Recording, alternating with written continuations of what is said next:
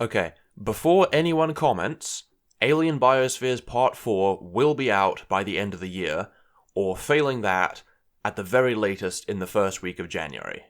Yeah, sorry it's taking longer than expected, but there's been a whole bunch of stuff happening over the past few months that's pushed production back quite a bit. And plus, those videos do take quite a bit of time to make anyway, but it should be out by the end of the year. But I didn't want to have December just be a dead month, so we're going to do some more conlanging in the meantime. So welcome back to another one of whatever these things are. So once again, a big thank you to all of the patrons for your continued support. And as I think I mentioned a couple videos ago, there will be some Patreon changes coming in the new year, so look forward to that. Also, before I forget, I noticed in editing the footage for the last one of these that apparently you guys can't see my cursor, which is slightly annoying because in the last video I was gesturing wildly all over the screen like, oh, if you look over here, and then if you look over here, and it was only afterwards that I realized that you couldn't see what I was pointing to, so sorry about that. But now that I know that, that shouldn't be too much of a problem, and if at any point it would become necessary, I'll probably find some way to fix that, or fix it in editing or something. Also, if I sound a little bit different than I usually do, that's because I've got a new microphone. My last one was acting up, so I'm still playing around with the audio levels and such, so sorry if I sound weird. So last time, we discussed vowel harmony stuff, and this is actually one of the drawbacks of doing this in this format, because usually when I conlang, I don't do it in such concentrated blocks, you know? I don't sit down at my computer and for 3 or 4 hours think about nothing but conlanging and get it all done within that period. Usually I have to go away and mull over ideas for many days before I actually commit to any decisions, and this was one such case. So after much deliberation, I have decided to go with this system. I want to keep the U and the but I'm going to throw in just a couple of changes to make it a bit more interesting. Number one, I'm going to rescind what I said in the last video, and now I'm going to make it so that all high vowels block rounding harmony. Then I'm going to say that over here, doesn't go to in all environments, only in unstressed environments, but in stressed environments, it goes to E. There we go. So we're still getting rid of but we're changing the quality that it becomes. So what that basically means is that sometimes, if you have a word that has a stressed E in it, sometimes it's a real E, and sometimes it's actually underlyingly a low vowel, which means that if it's preceded by, if there's like a prefix with a rounded vowel, a rounded low vowel, then that will cause the E to turn into an which is quite a weird alternation. But then, of course, sometimes it actually is a real E, and it'll just stay as an E, and you'll just have to, from a synchronic perspective, that can only be dealt with memorization. And one final little change to make it even more devious. I don't know why this didn't occur to me before, because I mentioned last time I wasn't sure if I liked having a distinction between and having those two central vowels. So what happens then if they merge? So if they both become a sort of just central vowel like then that means that will actually be in both sets. So sometimes will be a low vowel, and so if rounding harmony is happening, it will round to and then it will continue to propagate rounding harmony to the next vowel, the next low vowel. But sometimes it will actually be a high vowel, and it will be immune to rounding harmony. And in terms of front vowel harmony, you just sort of have to know, is it a high version or a low version? Does it round to U, or does it round to Again, the only way to deal with this, synchronically, is through memorization. So that means we now have a 6-vowel system, with the central vowel being split between the two sets. I am quite happy with that. But, with all that being said, this might change around a little bit today, because what we're here to discuss is the last of the main priorities I'd set up for myself, nonconcatenative morphology. Specifically, what I'm thinking is that if we go back to our tense system that we made in the first episode, I quite like the idea that these three different forms of the lexical verb are distinguished by nonconcatenative morphology. I'd like it so that instead of prefixes and suffixes in the traditional way, there would be, vowel alternation or infixing or something else to set them apart, something to make it less transparent. So if we have rules about vowel alternation that might mess with our harmony system, or it might go hand in hand with the creation of the harmony system, that might have actually been what drove the vowel harmony system to exist in the first place. Because you'll see that last time I left this sound change kind of vague. We will be addressing that in this video.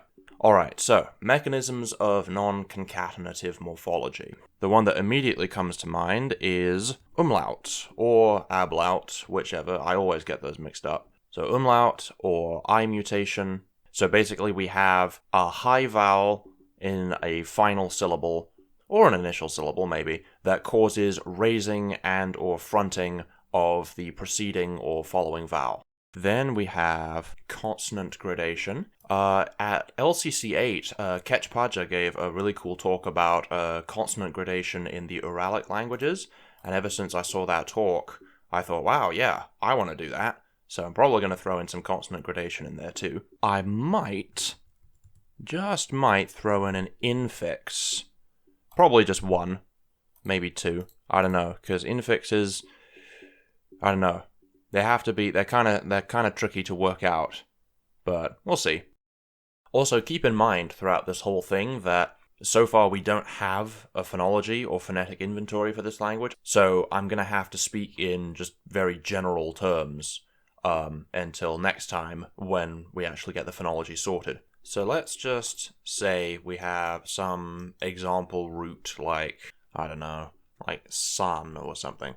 Then if we have umlaut, let's say that there's a final E that gets added, and then because of the umlaut, that will front A, but into what? So it would become, say, senni, and then if we wanted to, we can have word final vowel loss, so it becomes sen. Now when it comes to consonant gradation, what immediately comes to mind, to me, is gemination. Okay, so let's just say we have two roots. One is atto, and the other is, you add a suffix to get attoha. Then if there's vowel loss between voiceless segments, then atto will remain atto, and attoha will become atha, which, this is a sound change that I tend to use quite a bit. H immediately following another consonant causes it to geminate. So then atha will become atta. Then, if something happens to the T, like just off the top of my head, I immediately default to nakachti, where the T turns into an R between vowels, then atto will become aro, and then the suffix form will be atta. And if we wanted to, we could implement degemination, and then atta will become atta. So now we have a contrast between aro and atta. So in this case, the T would be the strong grade, and the R would be the weak grade. Actually, it just occurred to me, another thing we could do, a little bit more devious. What if we had atto again, but if the suffix was atto ka, with a K, now, atto would simply be atto, but then it would become atka, and then we could implement Italian-style gemination, where the coda stop is lost and the onset stop geminates, so atka would become akka. Now we have this weird alternation where the T is turning into a K. I quite like that. And then as for the infix, this is just me just doodling various random ideas, by the way. I'll sort this properly in a second. And as for the infix, infixation pretty much always relies on metathesis. So if we have some sort of illegal cluster that's fixed by metathesis, that will get a segment inside the root. So if we had a root like mak, and then there was a suffix like maksa, then if there was metathesis so that a coda stop will swap places with the following fricative, then maksa becomes maska. And then you now have this S appearing inside the root. And for completeness, you might even just get rid of the final vowel. So then, yeah, we go from mak to mask. So the S has just appeared there. Oh, and then, just to make it even more obvious, we could have epenthesis, so that another placeholder vowel is just inserted to space out. If this SK cluster becomes illegal, especially at the end of a word, then it might become like masak. So you go from mak to masak with this weird SA infix. Both of these changes rely on the word ending in a voiceless stop, which could be fixed. We could do that because if we go back to this thing, it depends on how these are formed. It could well be, if we say that like the imperfective and the perfective are derived from some sort of nominalization plus a suffix at the end, then we could say that the nominalization ends in a voiceless stop. So that would mean that we could have roots that consistently end in a voiceless stop to carry out both of these changes to make that alternation. Okay, so going with that idea, if we take the root up here, if we say that san is a root, then with the umlaut, it would be sen, but then if it gets nominalized, if it gets this suffix for the other two forms, then say it becomes sanat. So then with this suffix, it would become sanatha, which would then become sanatta, and then with the ka suffix, so sanatka would become sanaka, and maybe degeminate to sanaka. On the other hand, down here, so sanatsa would become sanasta, which then, if we say that word final vowels are lost, that just remains sanak, but then that would become sanast, which with the epenthetic vowel in there, which I'm just going to say is A for now, sanasat. The problem is, see, while that does work, it still looks too much like normal suffixation. You can see the san root in there. Of course, another thing that will probably be useful to us, so if we had an affix that altered the stress, so if we had a root like akasi, then if that got suffixed to form like akasine, now the stress, if we say that this language just has uniformly penultimate stress, then that would be akasi and akasine. Then, if we have vowel loss in unstressed syllables, then that would become aksine. And then while we're at it, metathesis, askine. And then if we did word final vowel loss, akas and askin, or askin. Of course, another thing that might help us in this regard is reduplication. So if we had a root, say, takan, then the reduplicated form would be tatakan. Or in this case, if it kept the initial stress, then it would become tatkan, which would then become takkan. Now we have a distinction between the single stop as a soft grade and a double stop or geminate stop as the hard grade. Okay, so let's collate everything that we've been talking about. So we've got three forms to make. So that one is made by umlaut, one is made by reduplication, and one is made by let's just say a sa suffix, which we will use for metathesis. So let's say then we had the root tak. For umlaut, that would be taki, which would then front the R to become teki, and then maybe get rid of the final vowel, maybe. Then the reduplicated form would be tatak, which, if we're keeping initial stress, would become tatk, kind of hard to say, which might become tak with a double K, and then we would get taksa, which would become taska, which would become task, which, if we say word final clusters or geminates aren't allowed, then we add an epenthetic vowel, so that becomes takka, and that becomes taska again. Or, no, if we break up the cluster, and then for this one, if the epenthetic vowel is inserted between the consonants. So it becomes tasak. There we go. That's the kind of alternation I'm looking for with these three. And before I forget, also, reduplication doesn't necessarily have to reduplicate both the consonant and the vowel. Sometimes, like in ancient Greek, the vowel is different depending on which reduplication pattern is used. So who knows, maybe that's actually, if the reduplication vowel is U, then it would become tutak, which would become tutk, which would become tuk, which would become tukka. Or maybe the vowel that's used in reduplication is actually related to the epenthetic vowel down here. See, this is one of the ways we can actually trigger vowel harmony. If the epenthetic vowel's quality depends on the quality of the vowels in the stem. So if the epenthetic vowel was a front vowel for stems that contained front vowels, and if it was a back vowel for stems that contained back vowels. And that's one way that we can actually instigate vowel harmony to actually take hold in the language. And thinking about it, just for a bit of extra fun, like the umlaut vowel, I mean, most often it's an I. It can be other vowels too, like an R can sometimes drag things down and back. But in this case, if we make it an E, then that means once vowel harmony kicks in, because remember, E is totally neutral to front, back, and rounding harmony. Whereas if we used E, then sometimes in a root that contained back vowels, after umlaut has taken place, then the U would come out as an And I might just put an ending consonant on there as well, I don't know, it just seems to fit better that way. So just to test this out with another form, if we had a root like sen, senun, susen, and sensa, which then the umlaut, sinun.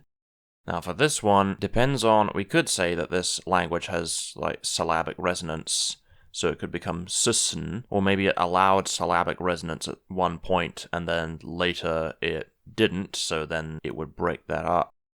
Or we could just say that vowel reduction didn't apply. Yeah, if it's vowel loss between voiceless segments anyway, then it wouldn't be affected, so it will remain as susen. And sensa would also just remain sensa, since metathesis only takes place with stops. It still has quite an opaque pattern to it, which I like. And now what I immediately think to do, because I recently finished the Adun showcase video, and in Ulazradun, S or Z becomes R between voiced segments. So now I want to turn that into Suren and Senra. There we go. I do actually really like the look of that. And then comparing the two forms, so you've got one root, the whatever form this is, the third form is tasak, and the other one it's senra. So there's like no obvious pattern at all between them. I really like that. That's what I'm looking for. Oh, and of course, then we've got the vowel harmony coming in to obfuscate it even further. So then that one with the unstressed E, that would actually become suren, and then this one with the stressed E would become, well, first the A would get fronted, so it becomes senre, and then E becomes schwa in unstressed syllables and I in stressed syllables. Now in this case, compared with the first form, that does just look like a simple suffixation, purely by coincidence. Oh, and of course, the reduplication vowel, if we say the reduplication vowel is different depending on the vowel of the stem, then since that's a front vowel, it would actually be susen, which then, so there's a similarity between the first and the third form, but the second form is still really weird compared to the other ones, which I like. Now, just to do another test to see what happens if it's a back vowel, same root but with a back vowel. So now we've got sanun, but this time it's susan, not susan, because the stem contains the back vowel. And then we've got sansa.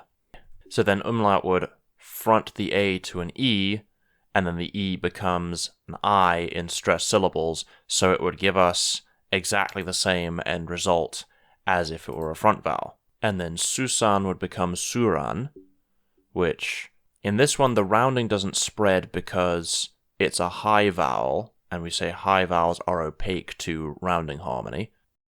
Unless I change it again and make it so that they do spread rounding harmony. Maybe. See, this is the thing. In this stage, I keep going back and forth. But actually, just to experiment, what if we changed that? What if we say the reduplication vowel was actually a low vowel? So then that would remain like that. But then sösen, that would cause the following vowel to round, to become sösen. So the final one would be sören. And then over here, it would be sussan. But then the O would cause the A to round to another O, to become sosun, and then sorun. And then the last form would just remain, if the S roticized, become sanra. So similar but not identical to the front vowel form. Okay, so one more test. This time, what happens if the root ends in a fricative? If we have a root like kas, then we get the forms kasun, kokas, and kassa.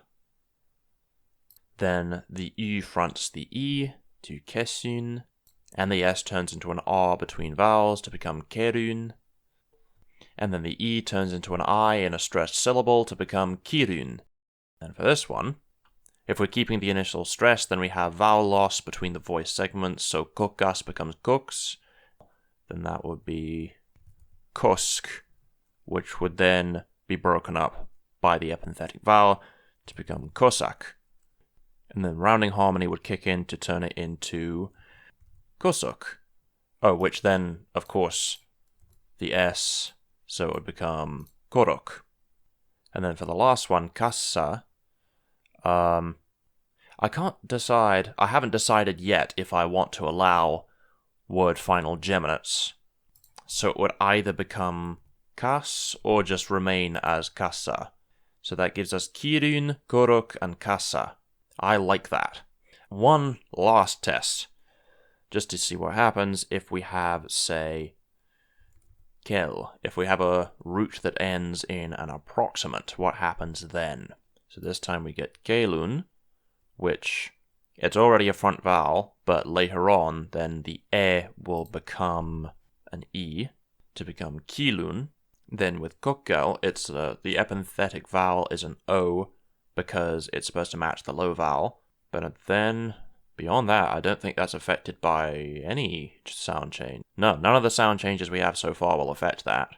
Maybe I could throw in something like K turns into a ch between vowels to get something like kochel, just to make it slightly more interesting. Oh, and then of course, not to forget rounding harmony, the O will spread.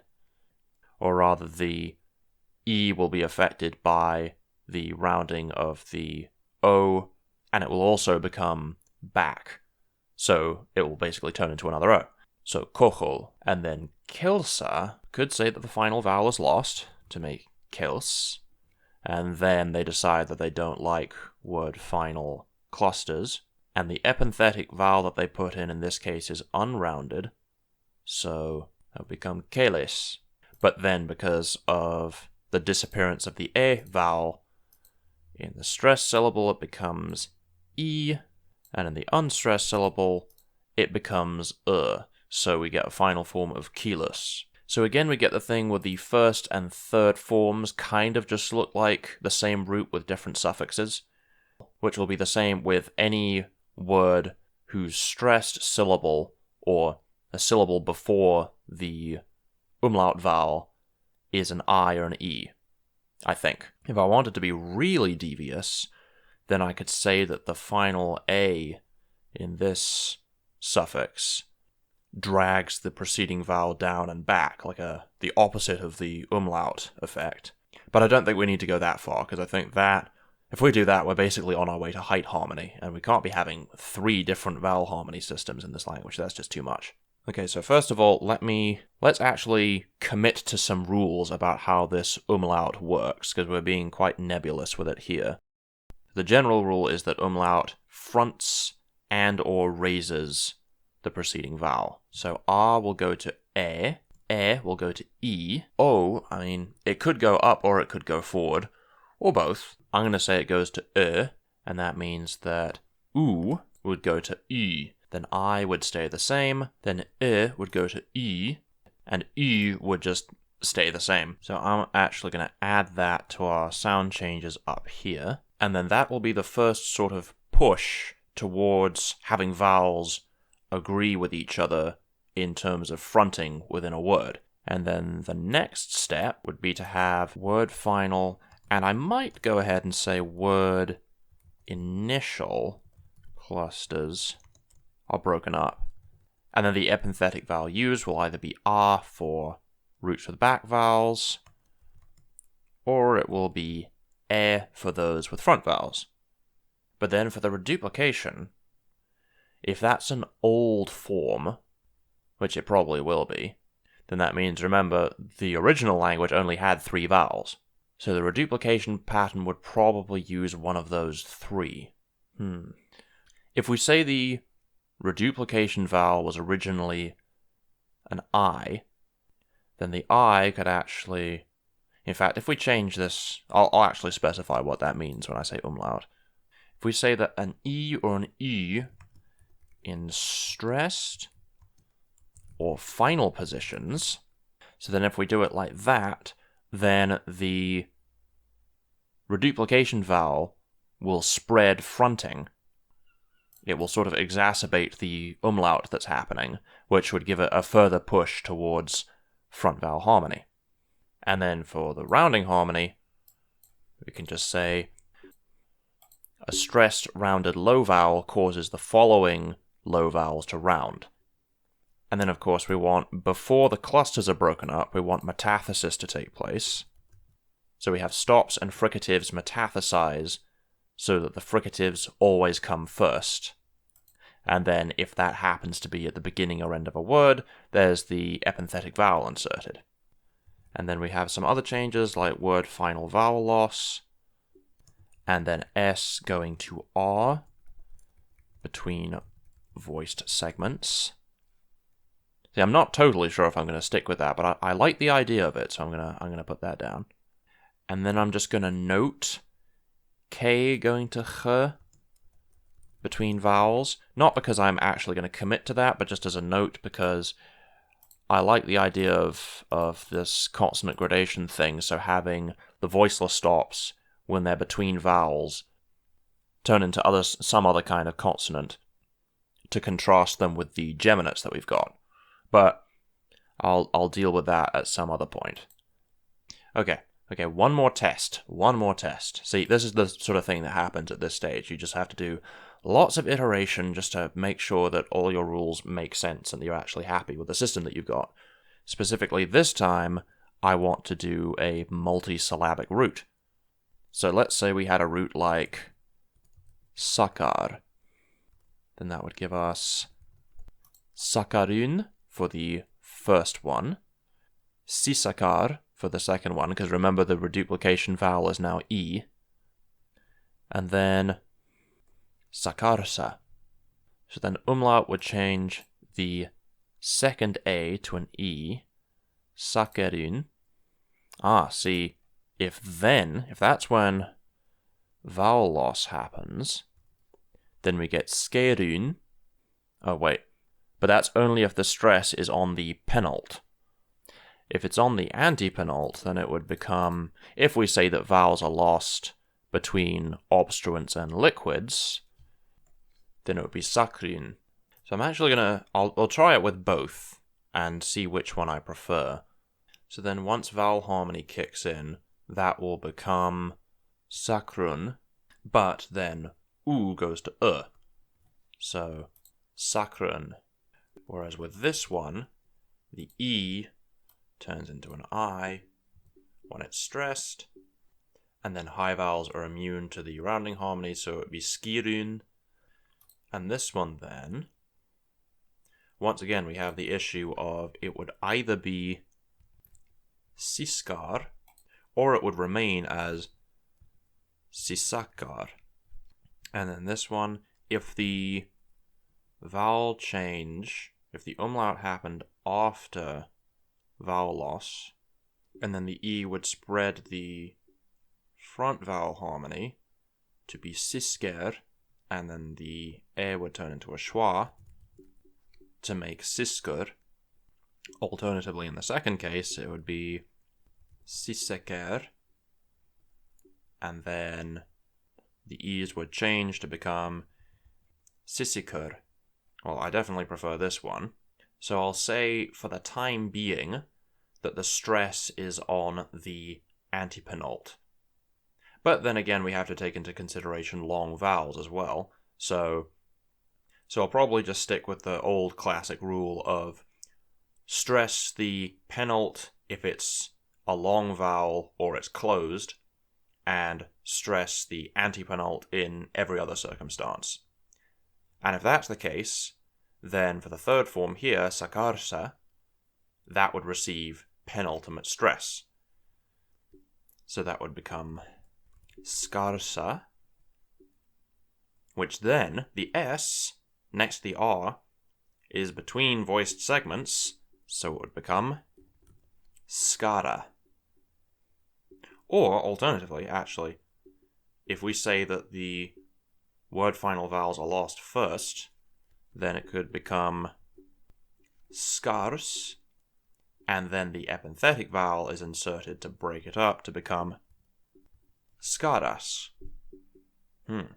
This is why knowing the order of your sound changes is really, really important, because it can have some pretty drastic consequences.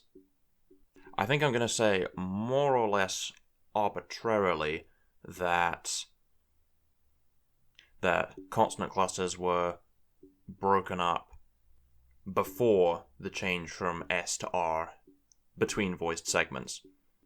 Just because that way we get to use the epenthetic vowel more often, and that will just further push things towards vowel harmony.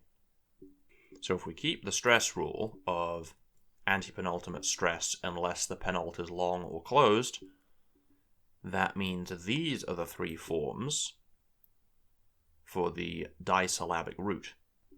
And I like those as well. So I need to add two sound changes. One, I need to have vowel loss between voiceless segments, and I want that to happen fairly early on.